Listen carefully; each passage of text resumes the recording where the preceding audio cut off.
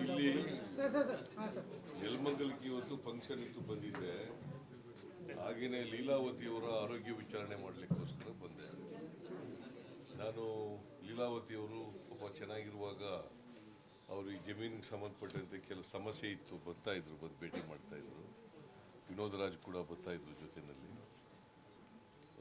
ಅವರು ಪಾಪ ಈಗ ವಯಸ್ಸಾಗಿದೆ, ಅವರು ಬೆಡ್ ರಿಡನ್ ಆಗಿದ್ದಾರೆ. ಅವ್ರಿಗೆ ನೋಡೋಕ್ಕೆ ನಾನು ನೀವು ಆಸ್ಪತ್ರೆಗೆ ಸೇರಿಸಿ ಇದು ಮಾಡಿದ್ರೆ ನಾನು ಎಲ್ಲ ನೋಡ್ಕೊತೀನಿ, ಸರ್ಕಾರ ನೋಡ್ಕೊಳ್ತಕ್ಕಂಥ ಕೆಲಸ ಮಾಡಿ. ನೀವು ಆಸ್ಪತ್ರೆ ಅವ್ರ ಅಮ್ಮನಿಗೆ ಪಾಪ ಒಳ್ಳೆ ನಟಿ, ಅವರು ಒಳ್ಳೆ ಕಲಾವಿದೆ,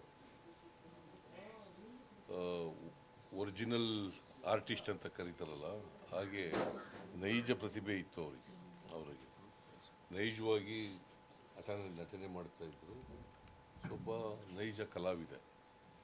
ಸೊ ಅಂಥವರು ಪಾಪ ವಯಸ್ಸಾಗಿದೆ. ಈಗ ಅವರ ಮಗ ಚೆನ್ನಾಗಿ ನೋಡ್ಕೋಬೇಕು ಅಂತ ಹೇಳಿದ್ದೀನಿ. ನಾನು ವಿನೋದ್ ರಾಜು ಎರಡು ಮೂರು ಸಾರಿ ಭೇಟಿ ಮಾಡಿದ್ದೀವಿ. ಲೀಲಾವತಿಯವ್ರ ಜೊತೆ ಬಂದಿದ್ದರು, ಜಮೀನಿಗೆ ಸಮಸ್ಯೆ ಏನೋ ಇದೆ ಅಂತ ಹೇಳಿದ್ದೀನಿ. ಚೆನ್ನಾಗಿ ನೋಡ್ಕೊಳ್ಳಿ ಕೊನೆಯವರಿಗೆ ಅಂತ. ಸರ್ಕಾರದಿಂದ ಏನಾದರೂ ಸಹಾಯ ಬೇಕಾದರೆ ಕೊಡ್ತೀವಿ ಅವ್ರಿಗೆ ಸಹಾಯ. ವಿನೋದ್ ರಾಜ್ ಸರ್ಕಾರ ಸಹಾಯ ಕೇಳಿದ್ರೆ ಸರ್ಕಾರ ಸದಾ ಸಿದ್ಧ ಇದೆ ಸಹಾಯ. ಧನ್ಯವಾದಗಳು. ಈ ರೈತರ ಪರವಾಗಿ ನನ್ನ ತಾಯಿಯವರು ಕಷ್ಟಪಟ್ಟಾಗ ಹಿಂದಿನ 5 ವರ್ಷ ಅವಧಿಯಲ್ಲಿ ಅವರು ಈ ಅರಣ್ಯ ಇಲಾಖೆ ವಿಷಯದಲ್ಲಿ ರೈತರನ್ನ ಒಕ್ಕಲೆಬ್ಬಿಸಬಾರ್ದು ಅನ್ನುವಂಥ ಒಂದು ಗಟ್ಟಿಯಾದ ನಿಲುವು ತಗೊಂಡ್ರು.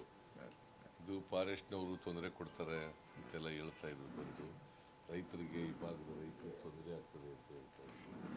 ನಾನು ನಿಮ್ಗೆ ತೊಂದರೆ ಆಗದ ರೀತಿಯಲ್ಲಿ ನೋಡ್ಕೊಳ್ತೀನಿ ಅಂತ ಹೇಳಿದ್ದೆ. ಈಗಲೂ ಕೂಡ ಕಾನೂನು ರೀತಿ ಅವ್ರಿಗೆ ಸಹಾಯ ಮಾಡ್ತಕ್ಕಂಥ, ಅವ್ರಿಗೆಲ್ಲ ರೀತಿಯ ರಕ್ಷಣೆ ಕೊಡ್ತಕ್ಕಂಥ ಕೆಲಸ ಮಾಡಿ. ತುಂಬ ಧನ್ಯವಾದಗಳು ಸರ್.